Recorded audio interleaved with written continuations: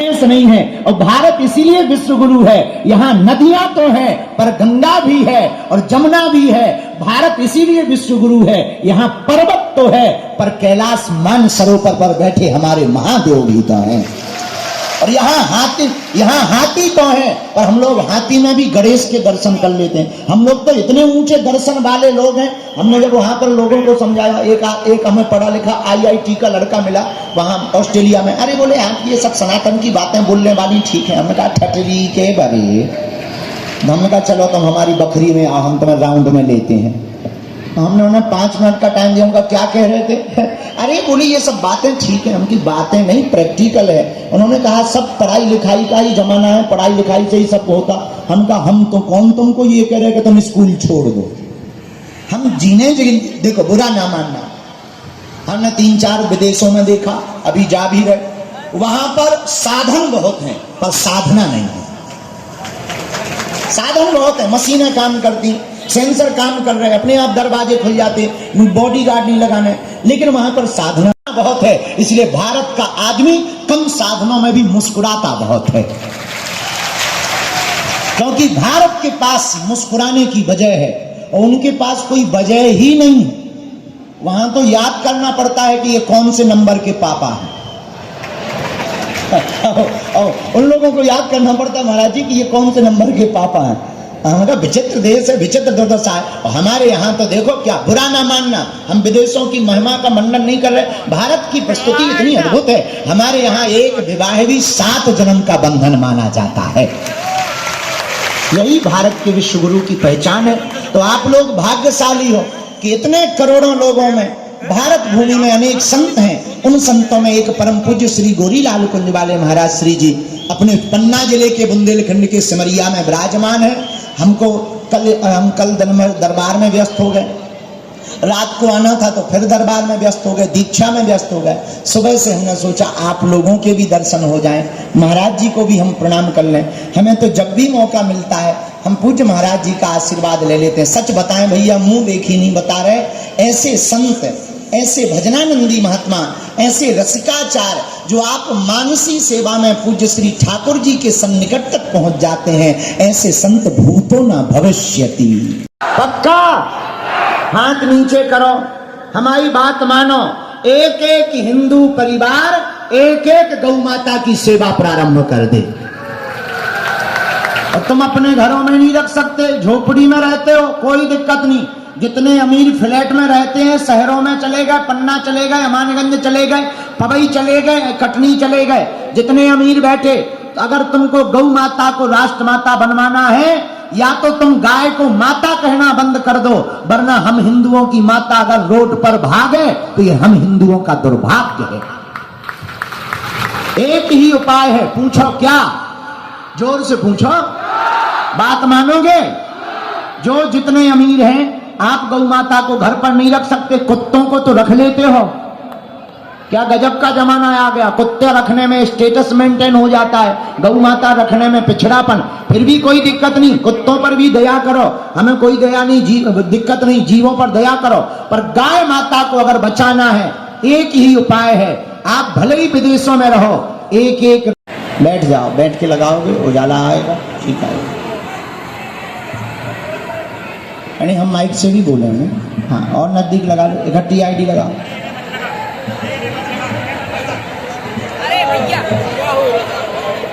अच्छा लगा, अरे मुँह में न मार दइयो भैया हमारे, तो हमारी आँखी कान भर देखियो। हाँ बोलिए।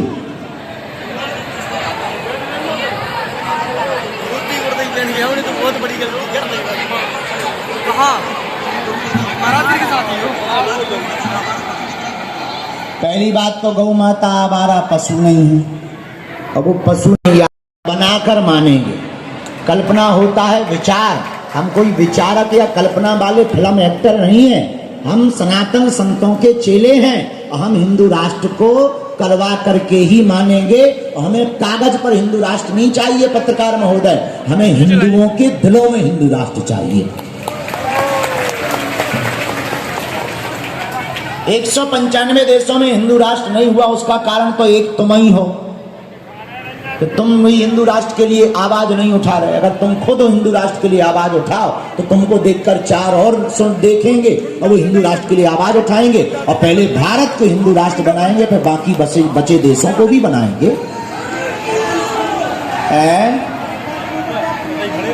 भारतवासियों को हिंदू राष्ट्र बनाने के लिए सबसे पहले हिंदुओं को जात पात मिटाना चाहिए।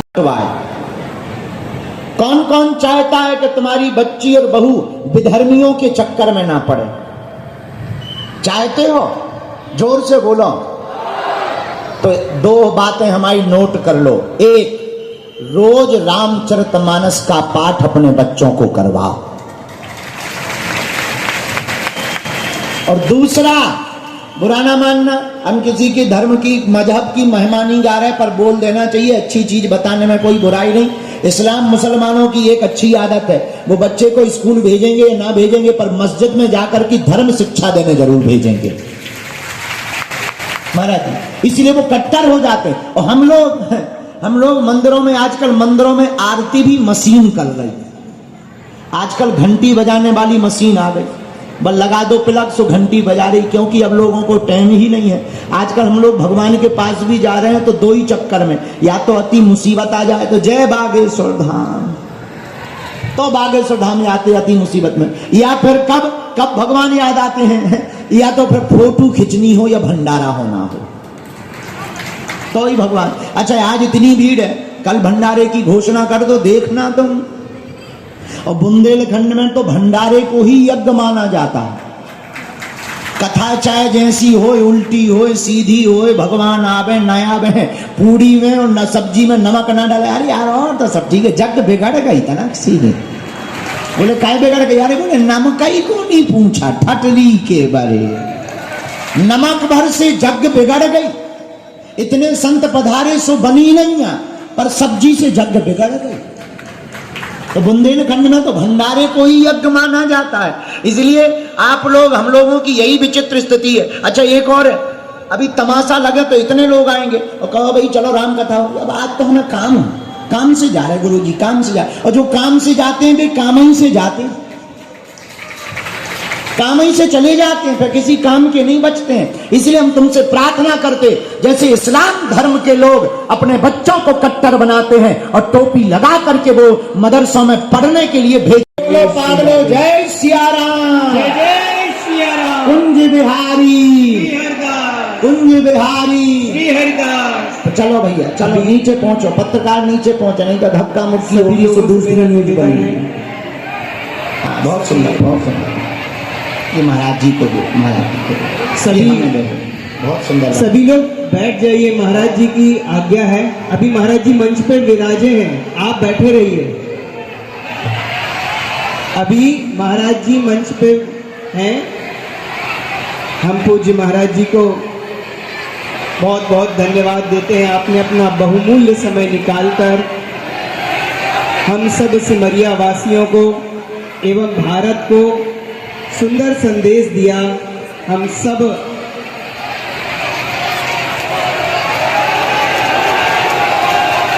बागेश्वर धाम सरकार को धन्यवाद करते हैं। आपने बहुमूल्य समय दिया हमारे सिमरिया वासियों को और आनंद कराया अपनी वाणी से।